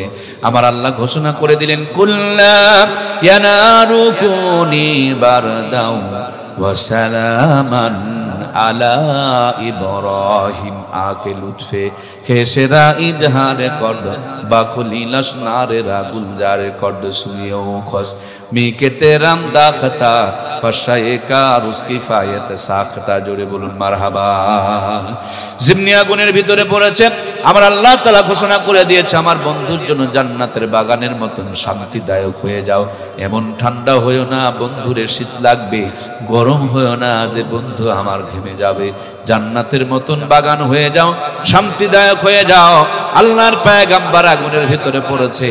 নমরুদ এক দৌড় দিয়া 3 তালার ছাদের উপরে চড়ছে, মনে মনে ভাবছে, ইব্রাহিম আলাইহিস সালাম তা আগুনে পুড়বে, আমি একটু মজা করে তাকায় তাকায় দেখব। তাকায় দেখে সর্বনাশ, পড়ে নাই পড়ে নাই, আগুনের ভিতরেও বসে বসে জান্নাতের ফল খায়। সুবহানাল্লাহ বলেন না। আজ নাস্তিকেরা মনে করেছিল হুজুররা ভাত পাবে না, এখন হুজুররা ভাত খায় না, বিরিয়ানি খায়। কথা বলুন ঠিক কিনা? নাস্তিকেরা মনে করেছিল হুজুররা মনে হয় সাইকেল কিনতে পারবে না, কিন্তু এখন নাস্তিকেরা দেখে হুজুরেরা হেলিকপ্টারে ঘুরে বেড়ায়। কথা বলেন ঠিক কিনা? মিজানুর রহমান আজহারি, আল্লামা মামুনুল হক, রফিকুল ইসলাম মাদানী, খালিদ সাইফুল্লাহ আইয়ুবী, আমার ভাইয়েরা, এদের পায়ের তালার জুতারে যে সম্মান আছে, নাস্তিকদের মাথার চামড়ার সেই পরিমাণ দাম নাই। কথা বলেন ঠিক কিনা? আমার প্রিয় ভাইয়েরা, এরা মনে করেছিল যে এরা মনে হয় ভাত পাবে না, কিন্তু এরা যা খায় ওদের 14 গোষ্ঠী সেটা চোখ দিয়ে দেখে না। ছোট্ট একটা গ্রামেও যদি ইমামতি করে, 30 দিন 30 বাড়িতে 30 রকম হাতে, 30 রকম স্বাদে, 30 রকম মজা। সুবহানাল্লাহ বলেন না। বাজারে যাওয়া লাগে না, কষ্ট করা লাগে না, রান্না করা লাগে না। একজনের খাবার 4 জন খায়, তারপরও খাবার খেয়ে শেষ হয় না। খেলে বরঞ্চ খুশি হয়, না খেলে পেরেশানি বেড়ে যায়। এটা আল্লাহ ওয়ালাদের দুনিয়াতে টাটকা মুজিজা। কথা বলেন ঠিক কিনা? যারা খায় খায় করে তাদের খাওয়ার ক্ষমতা নাই, আর যারা খাওয়ার চিন্তা করে না আল্লাহ তাদেরকে জান্নাতে মান্না সালওয়া আজও পর্যন্ত খাওয়ায়। কথা বলেন ঠিক কিনা? এক্ষুনি যদি আপনার পার্বতীপুরের যতগুলো সুদখোর, ঘুষখোর, জুয়াচোর, বাটপার, চিটার, মদখোর, তাসখোর, গাঁজাখোর, এক কথায় যতগুলো বড় বড় হারামখোর আছে, দাওয়াত দিয়ে এক লাইনে বসান, আর ইমাম, মুয়াজ্জিন, মুফতি, মুহাদ্দিস, মুফাসসির গুলোকে আরেক লাইনে বসান। আলু ঘাটি দিয়ে খেতে দিয়ে দেখেন, এরা হাফ প্লেট নিয়ে নাড়াচাড়া করবে, ওরা চোখের পলকে 3 প্লেট তুলবে। কথা বললেন না কেন? হুজুরদের সমান হারাম করে খেতে পারবে? জোরে বলতে হবে, পারবে? পারবে না। আমার প্রিয় ভাইয়েরা, 3 প্লেট তোলার পর যদি বলেন আম্মা সুন্দর করে একটু পায়েস বানাইছে, দেখবেন আবার হাফ কেজি তুলে। সুবহানাল্লাহ কয় না? এরপরে যদি হাতখানা বগলে নিচে ধরে আপনাদের শাহ হোটেলে ঢোকান, আবার দেখবেন 3টা তন্দুর রুটি বসান দিয়ে ছাড়বে। আবার বাড়িতে এসে আউ করে একটা ঢেউ তুলবে আর বলবে আলহামদুলিল্লাহ সব ফ্রেশ। সুবহানাল্লাহ বলেন না? হালাল বউকে বুকে জড়িয়ে নিয়ে সিরা খেতা সোজা করে বিছানায় মাথা দিয়ে ধ্যাক করে মেরে ঠেক করে সুন্দর করে দোয়া পড়ে, আল্লাহুম্মা বিসমিকা আমুতু ওয়া আহইয়া ট্রেনের কিসের শব্দ নাক থেকে তার চাইতে বেশি শব্দ বের হয়, কথা বলেন ঠিক কিনা? আর হারাম করে খবর নিয়ে দেখেন, হাফ প্লেট খায় তারপরে পেটের ব্যথা শুরু হয়ে যায়, তখন রেহেবার সার্জেলের কাছে খোঁজাখুঁজি আর দৌড়াদৌড়ি শুরু হয়ে যায়। ঘরে গিয়ে দেখে স্বামী এক ঘরে, বউ আর এক ঘরে, ঘুম ধরে না, একই রাত্রে 3টা করে ঘুমের বড়ি মারে, তারপরে ঘুম ফিরে শেষ হয় না, হুজুরদের সাথে তুলনায় হয় না। আপনি যতই বলেন আলেমরাই সেরা, আলেমরাই দামি, আলেমরাই শ্রেষ্ঠ, আলেমরাই দুনিয়ার সবচাইতে সুখী, যদি বিশ্বাস না হয়, এক্ষুনি যদি আপনি অ্যাক্সিডেন্ট করেন, এক ব্যাগ রক্ত লাগবে। একজন মুসারু, একজন তাসারু, মদারু, গাজারু, হারামখোর, ফেন্সিখোর, যেটা হিলিতে দৌড়াদৌড়ি করে, তিনিও এক ব্যাগ রক্ত দিতে চায়। একজন ইমাম সাহেব আর এক ব্যাগ রক্ত দিতে চায়, ইমামও দিতে চায়, ফেন্সিখোর, হারামখোরও দিতে চায়। আপনি কোনটা নেবেন? যারা যারা কথা বললেন না, মুখে কিন্তু প্যারালাইসিস হওয়ার আলামত। সাদাকে সাদা বলেন, কালোকে কালো বলেন, কার রক্ত নেবেন? কারণ ইমামের রক্তই হলো পবিত্র রক্ত, খাঁটি রক্ত, দামি রক্ত, কথা বলুন ঠিক কিনা? আপনি সন্তান প্রোডাকশনের কথা বলছেন, এনজয়ের কথা বলছেন, আনন্দের কথা বলছেন। আরে হুজুরেরা শীতের রাত্রে 1 মাসে যেই পরিমাণ ফজরের টাইমে গোসল করে, মুসারুরা 1 বছর ওই পরিমাণ গোসল করা কপালে জোটে না, কথা বলেন ঠিক কিনা?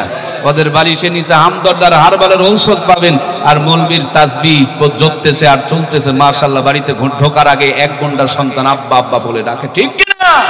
সুতরাং আলেমরাই সেরা। জীবনটাকে কোরআন সুন্নাতে সাজান, জীবন জান্নাতি জীবন হয়ে যাবে। আমার সম্মানিত প্রিয় ভাইয়েরা, আগুনের ভিতরে পড়েছে, নমরুদ মনে করছে যে পূর্বে তাকায় দেখে সর্বনাশ, জান্নাতের ফল আগুনের ভিতরে বসে মরমর করে সমানে খায়। সুবহানাল্লাহ বলে। নমরুদ ডাক দিয়ে বলে, আগুন রে, তোর কি জানার ক্ষমতা নাই? আগুন আমার আল্লাহকে ডাক দিয়ে বলে, ইন্নামা আমরুহু ইদা আরাদা শাইআন আইয়াকুলা লাহু ফায়াকুন। ওগো আমার রব, তুমি তো কুন বললেই ফায়াকুনের পর্যায়ে হয়ে যায়।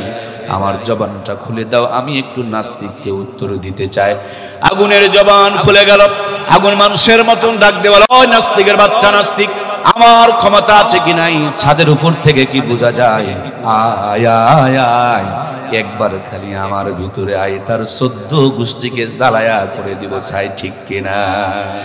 প্রিয় ভাইয়ের আমার, আগুনের ভিতরে 40 দিন। মজার 2টি কথা আপনাদেরকে শোনাবো, তার জন্য এতক্ষণ পর্যন্ত কষ্ট করলাম। যেই 2টি কথা আপনি বাড়িতে নিয়ে যাবেন, যেই 2টি কথা আপনি জীবনে আমল করবেন, আমাকে যদি ওয়াদা দিতে পারেন এই কথা 2টি জীবনে মেনে চলবেন, আমিও আপনাকে লিখে দিতে পারি জান্নাতে আল্লাহ তাআলা আপনাকে আমাকে পৌঁছায়া দিবে। কারণ এখান থেকে ঢাকার গাড়িতে চললে, ওই গাড়িতে যদি টিকিটে লিখে দেয় আপনার আমার পার্বতীপুর টু ঢাকা, তাহলে আমিও লিখে দিতে পারবো। এই 2টা কথা মানলে আপনার জীবনটা জান্নাতি হয়ে যাবে। আগুনের ভিতরে হযরত ইব্রাহিম আলাইহিস সালাম 40 দিন পর্যন্ত ছিল। মজার 2টি ঘটনা ঘটে গিয়েছে। একটি ঘটনা হলো, একটা প্রাণীর নাম হলো ব্যাঙ। এই ব্যাঙটা শুধু পানি ছিটায়া দেয়, পানি ছিটায়া দেয়, পানি ছিটায়া দেয়। ব্যাঙকে জিজ্ঞেস করা হলো, এমন করো কেন? বলে, পয়গম্বর ইব্রাহিম আলাইহিস সালামকে বাঁচানোর জন্য। জিজ্ঞেস করা হলো, ব্যাঙ রে, তোমার ঠোঁটের এই পানি দিয়ে তো ইব্রাহিমকে বাঁচানো যাবে না। আল্লাহর পয়গম্বরের স্মরণে ব্যাঙ বললেন, না, বাঁচবে কিনা এটা আমার সাবজেক্ট না, আমার যতটুকু ক্ষমতা ততটুকু চেষ্টা করে দিব কবুল করনেওয়ালাকে। আল্লাহ ব্যাঙের ক্ষুদ্র খেদমতকে কবুল করে নিয়েছেন। এই জন্য মুরব্বীরা বলে, ব্যাঙকে মেরো না। অনেকেই হয়তোবা কারণ জানে না, কিন্তু আল্লামা শেখ সাদী রহমাতুল্লাহি আলাইহি বলেন, এটা ব্যাঙ ছিল না, এটা একটা পাখি ছিল। এই পাখিটার নাম হলো হুমা পাখি। সংখ্যায় খুব কম, পৃথিবীতে বিরল প্রজাতির এই পাখি। আকাশের বহুত গভীরে থাকে, ঠোঁটের মধ্যে একটু পানি নিয়ে ঝরঝর করে পানিগুলো ছেড়ে দেয়। ব্যাঙগুলো পানি উপর দিক থেকে ছেড়ে দেয়।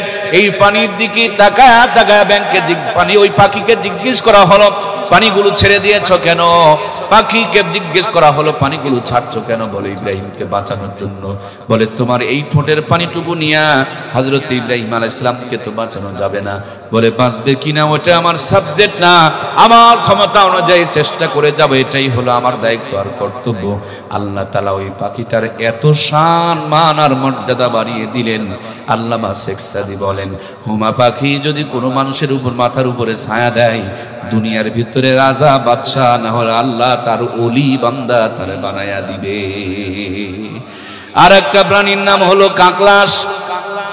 রক্তচোষা, ডাহিন, খাটাস, গিরগিটি, নাইচোষা, যেটা জঙ্গলে থাকে, টিকটিকির মতন উপর দিয়া, মাথার উপর দিয়া শির থাকে, কালার চেঞ্জ করে, জঙ্গলের ভিতরে থাকে। দেখলে মানুষ যেটাকে মারে এটাকে কি বলেন আপনারা? কি রক্তচোষা, গিরগিটি বলে। আমার মনে হয় এই এলাকার মানুষ গিরগিটি বলে। দেখেন আপনারা, এখন কমে গিয়েছে, বন জঙ্গলও তো নেই। আমার প্রিয় ভাইয়েরা, এই রক্তচোষা গিরগিটি এইটা নাকি খড়ি বহন করেছিল, মতান্তরে ফু দিয়েছিল, তার ফু দিয়া খড়ি বহন করা দিয়া। কিন্তু ইব্রাহিম আলাইহিস সালামকে পোড়ানো যায় নাই, কিন্তু লানত ঘাড়ে চেপে গিয়েছে। বর্তমানে একটা হজ করতে গেলে 7-8 লাখ টাকা খরচ লাগে, অথচ একটা নবীর দুশ্মনী করার কারণে কাকলাসকে মারতে পারলে আল্লাহ তাআলা একটা কবুল হজের সওয়াব আমলনামায় দান করে দেবে। শুক্রবারের দিনে যদি মারতে পারেন, হজের সঙ্গে আল্লাহ তাআলা উমরার সওয়াব দান করে দিবেন। আমার প্রিয় ভাইয়েরা, যেই মেসেজটা আমি আপনাকে দিয়ে যেতে চাই, মুসলমান তাসবিহ পড়বে ডান হাতে, আর যখন ভোট দেওয়া লাগবে তখন ইসলামের বিপক্ষে সিল মারবে। কথা বললেন না কেন? তাসবিহ পড়লে তাসবির দানা সাক্ষী দিবে, আর ইসলামের বিপক্ষে সিল মারলে মনে হয় ওই সিলটা সাক্ষী দিতে পারবে না। কথা বলছেন না কেন গো? ও, এই জায়গাতে একটু রোগ আছে, তাই না? এই রোগই জাহান্নামে নিয়ে যাবে, অন্য কিচ্ছু লাগবে না জাহান্নামে নিয়ে যাবে। মদিনাতে একজন ব্যক্তি ছিল, নামাজ পড়তো, রোজা করতো, হজ করতো, যাকাত দিত, সব ঠিক, কিন্তু মুহাম্মদের নেতৃত্বকে মেনে নিতে পারতো না, লিডারিকে মেনে নিতে পারতো না। মুহাম্মদ রাষ্ট্রপতি হবে এটা তার সহ্য হতো না। লোকটার নাম ছিল আব্দুল্লাহ ইবনে উবাই ইবনে সুলুল। সে সবকিছু করার পর আল্লাহর হাবিবের নেতৃত্বকে না মানার কারণে সে যদি মুনাফিকের লিডার হয়, আপনাদের কথা বলছি না, মনে করেন আমি আমার কথা বলছি, নামাজ পড়ি, রোজা করি, হজ করি, যাকাত দেই, বক্তৃতাও করি, কিন্তু ইসলামের বিপক্ষে সিল মারি, তাহলে কি আমি এই জামানার বড় মুনাফিক নয়? কথা বলতে হবে, আমি কি এই জামানার বড় মুনাফিক নয়? আমরা কি এই জামানার মুনাফিক হয়ে থাকতে চাই? তাহলে তওবা করে আজ থেকে যতদিন বেঁচে আছি ব্যাঙের ভূমিকায় চেষ্টা করে যাব, সফলতা দিনেওয়ালা কে, কাকলাসের ভূমিকায় বিপক্ষে যাব না। আমাদের আল্লাহ বানিয়ে কোরআন দিলেন যে কোরআন অনুযায়ী চলো, ভালো থাকতে পারবা। হঠাৎ করে কেউ এসে বলল যে না, নৌকায় চড়ো, তার চাইতে ভালো থাকতে পারবা। আমরা কোরআন বাদ দিয়ে নৌকায় ঝাঁপ মারলাম। কয়েকদিন পর নৌকা যখন হাবুডুবু খায়, আর একজন বলতেছেন আসো ধান আবাদ করি, ভালো থাকা যাবে। আমরা ধান চাষ শুরু করে দিলাম। তার কয়েকদিন যেতে না যেতে আর একজন চাচা বের হলো নাঙ্গল জোয়াল নিয়ে, আসে বলছে আসো নাঙ্গলের মুঠা ধরো, একেবারে তোমরা অনেক দূর চলে যাবে। আমরা এখন নাঙ্গল কেউ নিয়ে টানাটানি, ধান চাষ নিয়ে বাড়াবাড়ি, নৌকা নিয়ে তাড়াতাড়ি এই করতে গিয়া কোরআনের উপরে 2 ইঞ্চি ময়লা জমে গিয়েছে। আল্লাহর নবী বলেছেন আল কোরআনু হুজ্জাতুল্লাহ, কোরআন হলো আপনার আমার জন্য দলিল। সুতরাং কোরআনের বিপক্ষে যদি কেউ সিল মারে, তার ইমানের ভিতরে ভাইরাস ধরে যাবে, ইমান নষ্ট হয়ে যাবে। কথা বলুন ঠিক কিনা? যতদিন বেঁচে আছি কোরআনের পক্ষে আমাদের হাত থাকবে তো ইনশাআল্লাহ। কারা কারা ব্যাঙের ভূমিকায় থাকতে চায়, 2খানা হাত উত্তোলন করে আমার আল্লাহকে দেখে লিল্লাহে তাকবীর। হাতগুলো এভাবে একটু নাড়া দেন, নাড়া দেন, লিল্লাহে তাকবীর। দুনিয়ার মুসলিম, আল্লাহ আমাদের হাতগুলোকে কোরআনের পক্ষে কবুল করুক, বলুন আমিন। সম্মানিত ভাইয়েরা, কষ্ট হচ্ছে কি? আমরা একসাথে মোনাজাত করা পর্যন্ত আছি তো ইনশাআল্লাহ? আল্লাহ আমাদেরকে একসাথে জান্নাতে যাওয়াও তৌফিক দান করুক, বলুন আমিন। মজার ঘটনা, তাহলে যতদিন বেঁচে আছি ব্যাঙের মতন কাকলাসের ভূমিকায় নয়, ব্যাঙের মতন কোরআনের পক্ষে, আলেমের পক্ষে, মাদ্রাসার পক্ষে, মসজিদের পক্ষে, হকের পক্ষে, সাদাকে সাদা বলার পক্ষে থাকবো। আল্লাহ যেন আমাদেরকে ব্যাঙের মতন, ওই আপনার হুমা পাখির মতন জান্নাতি কাফেলার সৈনিক হিসাবে কবুল করে নেয়, বলুন আমিন। আমার প্রিয় ভাইরা, 40 দিন পর আগুন থেকে তিনি বের হয়ে আসতেছে। নমরুদের মনটা বড় খারাপ। নমরুদ মুখটা শুকনো করে সামনে দাঁড়ায় বলে, ইব্রাহিম তোমার সঙ্গে আমি পারলাম না, কিন্তু তোমার আল্লাহরে আমি ছাড়বো না। নাউজুবিল্লাহ বলেন। হযরত ইব্রাহিম বলেন যদি পারো মোকাবিলা করো। দিন তারিখ ঠিক করা হলো। শুক্রবারের দিনে খোলা ময়দানে সাদা একটা হাতির উপরে চড়ে, সংক্ষিপ্ত করে বলতেছে আল্লামা শেখ সাদী রহমাতুল্লাহি আলাইহি বলেন, হাতের মধ্যে একটা তীর ধনুক লইয়া যেমনি আসমানের দিকে তীরখানা ছেড়ে দিয়েছে, আল্লাহ ডাকতে পারে জিবরিল রে, এই নমরুদের হাতের তীরটা ধরে এনে তীরের মাথার মধ্যে মাছের রক্ত ভরিয়ে দে। দুনিয়ার মধ্যে মরা হাঁস মুরগি খাওয়া হারাম, কিন্তু কেন মরা মাছ খাওয়া হালাল? সেই দিন মাছের রক্ত ভরায়া দিয়া কিয়ামত পর্যন্ত বনি আদমের জন্য আল্লাহ তাআলা মরা মাছকে হালাল বানিয়ে দিয়েছে। মাছের রক্ত ভরে তীরখানা যখন জমিনে এসেছে, নমরুদ মনে মনে ভাবছে আল্লাহ তো মরে গেছে, এই জন্য লোকটা ছিল ধুতি পরা, নাচের তালে তালে ধুতি খুইলা গেছে কোনো খবর। বাংলা ড্যান্স, ইংরেজি ড্যান্স, উর্দু ড্যান্স, ফার্সি ড্যান্স, হিন্দি ড্যান্স, কখনো কখনো নঙ্গি ড্যান্স, কখনো কখনো ধুতি ড্যান্স, আবার মাঝে মাঝে শুনি মেয়েরাও নাচে, ওরা দেয় হলো বোরখা ড্যান্স। নাচ দিতে দিতে হাগু করে ফেলে দিয়েছে, এবার পায়খানা ড্যান্স নাচতেছে আর চলতেছে, তার মানে আল্লাহকে মেরে ফেলে দিয়েছে। এটা ছোটখাটো কথা নয়, আমার আল্লাহ ধরে না, ধরে না, ধরে না, যখন ধরে তখন আর ছাড়ে না, ছাড় দেয় কিন্তু ছেড়ে দেয় না। ওস্তাদের মার শেষ রাত্রে আল্লাহ রব্বুল আলামিন এবার ধরার মতন ধরেছে। নাচতে নাচতে যখন হয়ে গিয়েছে, আল্লাহ ডাকতে বলে, জিবরিলে এই মুহূর্তে একটা ন্যাংরা মশা লইয়া নাচের তালে তালে নাকের ভিতরে ঢুকায়া দাও। নাকে ঢুকছে মশা। নমরুদ কয়, তোরা এখন ঠাস ঠাস করে আমার মাথার মধ্যে বসা। যেমনি মাথায় মশা ঢুকেছে, ঠাস ঠাস করে মাথার মধ্যে বসাইতে শুরু করে দিয়েছে। মাঠের মধ্যে কি পাওয়া যাবে ভাইয়ের আমার? স্যান্ডেল, চামড়া বাটার জুতা ছিল না। তখনকার মানুষ বড়, মানুষের পা বড়, সেগুন কাঠ আর শাল কাঠের তারা খরম ব্যবহার করত। এক একটা খরম বর্তমানে 2-3টা ব্যাটের চাইতে বড় ছিল। নমরুদের চাকর মার্কা পিলিয়ার, দেখুন তো পিলিয়ারটা মিলে কিনা। নমরুদের চাকর মার্কা, বলুন না, বলুন না, বলুন। চাকর মার্কা পিলিয়ার আর জুতা মার্কা ব্যাট, ব্যাটে মিল আছে। আর নমরুদের মাথা মার্কা বল, খুব ভালো করে মিলান, প্রত্যেকটা কথা ওজন করে করে মিলান। চাকর মার্কা পিলিয়ার, জুতা মার্কা বল, চাকর মার্কা পিলিয়ার, জুতা মার্কা, চাকর মার্কা পিলিয়ার, জুতা মার্কা ব্যাট আর মাথা মার্কা বল। এই দুনিয়াতে ইসলামের সাথে যারা গাদ্দারি করেছে, এরা আলেমদেরকে মারতে চেয়েছে, আলেমরা কোনোদিন তাদেরকে মারতে যায় নাই, ওদেরকে মেরেছে ওদের কাজের চাকর বাকর, নিজের ঘরের সন্তানেরা। কথা বলুন ঠিক কিনা? এই জন্য কথাটা মিলাই নিলাম যে নমরুদের মাথা মার্কা বল আর চাকরের জুতা মার্কা ব্যাট আর চাকর মার্কা পিলিয়ার ঠাস ঠাস করে মাথায় মারে, ফিনকি দিয়া রক্তগুলো ঝরে। নমরুদ কয়, আরো জোরে, আরো জোরে। আমার ভাইয়েরা, আমি তো খেলা টেলা ভালো বুঝি না, আপনারা যারা ক্রিকেট খেলা বোঝেন তারা আমাকে একটু বলতে কি পারেন যে এই খেলাটা কোন দিন আবিষ্কার হয়েছে? এই খেলাটা আবিষ্কার হয়েছে নমরুদের মাথায় ঠাস ঠাস করে মারার মধ্য দিয়ে। নমরুদের চাকর মার্কা পিলিয়ার, মাথা মার্কা বল, জুতা মার্কা ব্যাট ঠাস ঠাস করে ঠুকে ঠুকে খেলতেছে, রক্তগুলো ফিনকি দিয়ে পড়তেছে।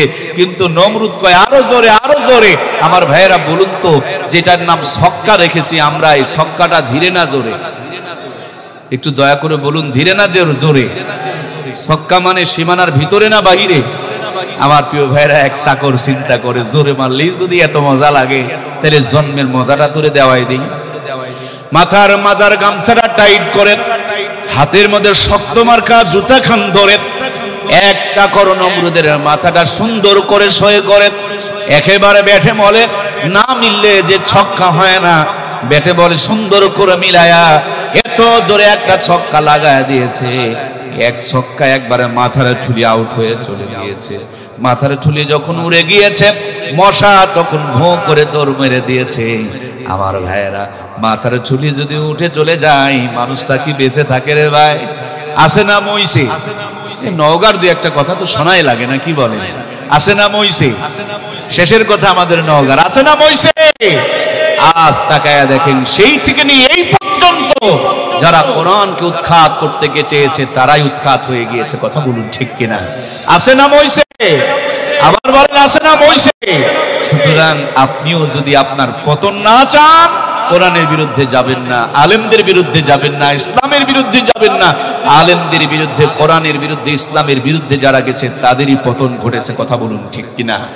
আলেমদের রক্ত বড় বিষাক্ত রক্ত, এই রক্ত যারা ঝরিয়েছে তাদের পতন অনিবার্য।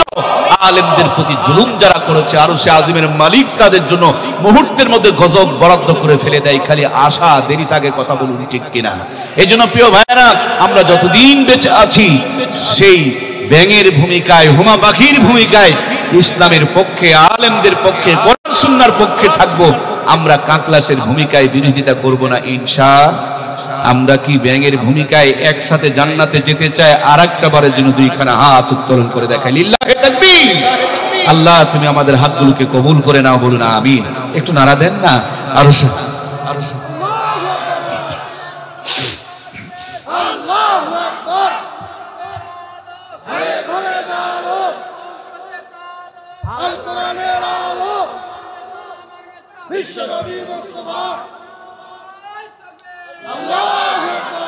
আলহামদুলিল্লাহ সুম্মা আলহামদুলিল্লাহ। আমরা সব দেখলাম, আমার বয়স তো অত বেশি নয়, আমরা সবই দেখলাম।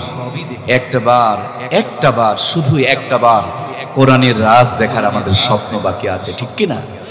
আমরা আগামী দিনে কোরআন দিয়ে দেশ পরিচালিত হোক সেটুকুই আমরা দেখতে চাই। আল্লাহ তুমি আমাদেরকে কবুল করুক, বলুন আমিন।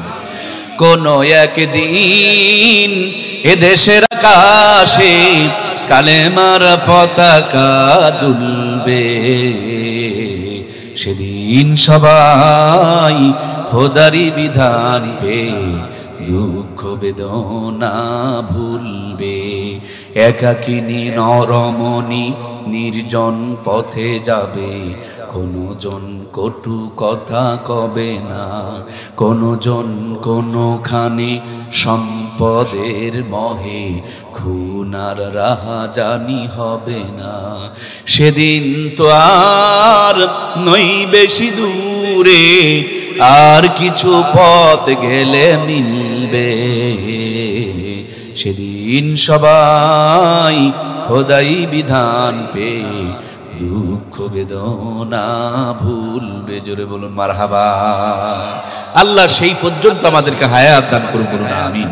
আমার প্রিয় ভাইরা, আমাকে অনেক দূর যেতে হবে, তারপরও পার্বতীপুর আমার ভালো লাগার একটা জায়গা। এই পার্বতীপুরে আমার লম্বা টাইম ধরে আসা হয় নাই, আমি কি একসাথে মোনাজাত পর্যন্ত আপনাদের পাবো তো ইনশাআল্লাহ? আল্লাহুম্মা আমিন। রব্বানা যালামনা আনফুসানা ওয়া ইল্লাম তাগফির লানা ওয়া তারহামনা লানাকুনান্না মিনাল খাসিরিন। ربنا لا تزغ قلوبنا بعد إذ هديتنا وهب لنا من لدنك رحمة إنك أنت الوهاب وقل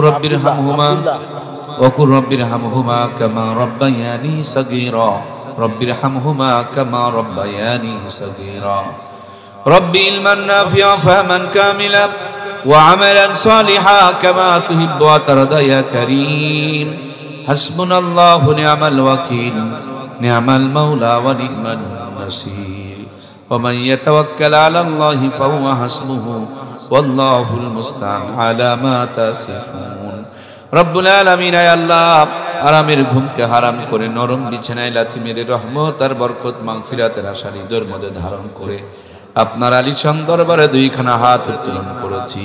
মেহেরবানি করে আমাদের জিন্দেগির সমস্ত গুনাহগাতাগুলো মাফ করিয়া দাও।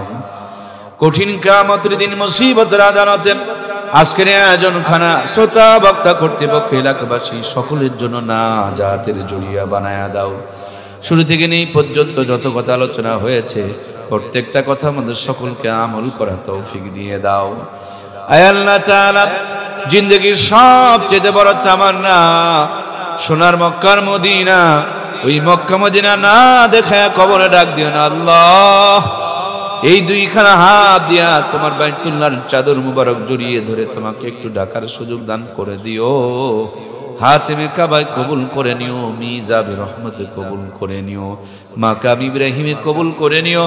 বারবার তোমার বন্ধু রওজার পাশে সালাম দেওয়ার ব্যবস্থা করে দিও। ঘুমের ঘরে এক নজরের জন্য হলো তোমার বন্ধুর বরকতি জান্নাতি নুরানি চেহারা মুবারক দেখায়া দিও আল্লাহ। আয় আল্লাহ তাআলা, যখনই দুইটা হাত তুলি দুইজন মানুষের কথা সবচেয়ে বেশি মনে পড়ে যায়।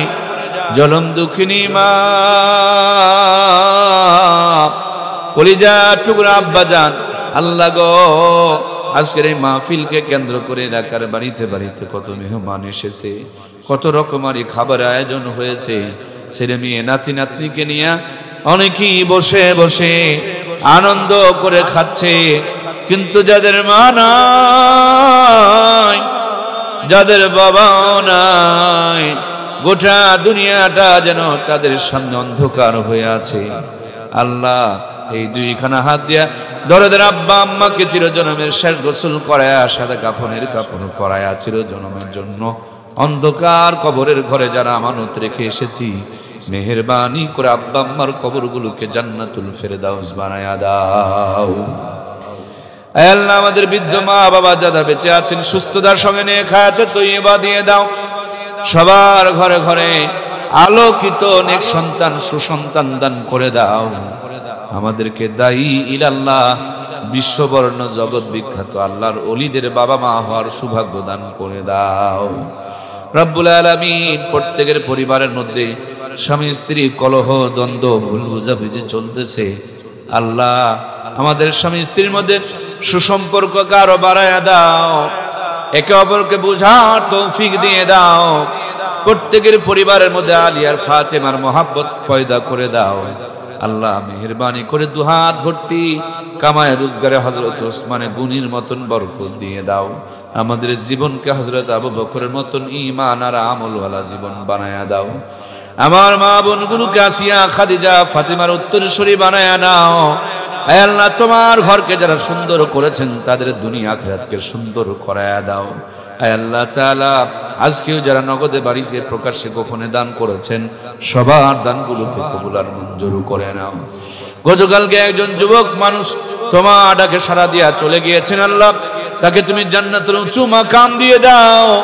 বাবা মা পরিবারকে সান্ত্বনা শোক সম্বরণ করার তৌফিক দিয়ে দাও আল্লাহ। আমার একটুখানি পূর্বে শামসুল ভাই কানে কানে বললেন একজন ভাই অসুস্থ, মাবুদ ওই ভাই সহ আমরা যারা অসুস্থ রয়েছি আমাদেরকে শেফায়ে কামিলা আজিলা দান করে দাও। সম্মানিত সভাপতি সেক্রেটারি সহ মাহফিল ইন্তেজামিয়া কমিটি সহ যুবক ভাইয়েরা, পর্দার আড়ালের মা বোনেরা, সকলকে তোমার কাছে রেখে গেলাম। প্রত্যেকের জানমালের মধ্যে তুমি বেশি বেশি বরকত দিয়ে দাও আল্লাহ। আয় আল্লাহ, জানি না কার জন্য কোন দোকানে কাফনের কাপড় রেডি হয়ে আছে, না জানি কোন মুহূর্তে মালাকুল মউত যেই ছেলেটা মারা গিয়েছে তার জন্য আমরা দোয়া করছি আল্লাহ, তুমি তাকে জান্নাতের উচ্চ মাকাম দিয়ে দাও। এলাকার মাটির নিচে যত মুমিন মুমিনাত ঘুমিয়ে আছেন সবার কবরগুলোকে জান্নাতের টুকরা বানায়া দাও। আমরা যারা আমিন আমিন করছি, যার করি যায় যে নিয়ত নিয়ে হাত পেতেছি, প্রত্যেকের মনের সমস্ত নেক বাসনাগুলোকে পূরণ করে দাও রব্বুল আলামিন। যত কল্যাণ দান করো, অকল্যাণের হাত থেকে হেফাজত করো। খাস করে আজকের আয়োজনকে কবুল করো। বিশেষ করে আমার শামসুল ভাই একটু আসতে প্রতিবন্ধকতা হয়েছিল, শুধু কোরআনের মহাব্বতে জনগণকে কোরআন শোনার প্রত্যয় নিয়ে পাগল পারা হয়ে গিয়েছিলেন। আল্লাহ, যারা তোমার কোরআনকে এত মহাব্বত করে, কোরআন শোনানোর জন্য নিজেকে যারা এভাবে বিলিয়ে দিতে পারে, তুমি সবাই আমাদের সকলের জীবনকে কোরআনের নূরে নূরান্বিত আর আলোকিত বানায়া দাও। আল্লাহ তাআলা পাশে মাদ্রাসাকে কবুল করে নাও। এলাকার সমস্ত মসজিদ, ইমাম, মুয়াজ্জিন, হাজী সাহেব, আল্লাহ সকলকে তুমি কবুল আর মঞ্জুর করে নাও। জানি না মাবুদ কার জন্য কোন দোকানে কাফনের কাপড় রেডি হয়ে আছে, না জানি কোন মুহূর্তে মালাকুল মউত নাকে ডগার সামনে হাজির হয়ে যাবে। কলিজার টুকরা সন্তানগুলো আব্বা আব্বা বলে চিৎকার করবে, আদরের মেয়েরা মা মা বলে ভুলাবালিতে ঘোরাঘুরি করবে। ওই মুহূর্তে আসার পূর্বে পূর্ণ মুমিনে কামিল বানাইয়া দিও, তাওবাতুন নাসুহা নসিব করে দিও। পবিত্র রমজান মাসে রোজার হালতে জুমার দিনে ঈমানের সাথে মউত দিও। মউতের সময় আমাদের সকলের জবানে আখিরি কালিমা, মধুর কালিমা, জান্নাতি কালিমা জারি করে দিও, লা ইলাহা ইল্লাল্লাহু মুহাম্মাদুর রাসূলুল্লাহ সাল্লাল্লাহু আলাইহি ওয়াসাল্লাম। আজকের এই মাহফিলটা মর্তুজা ওয়াজ YouTube channel, makki TV YouTube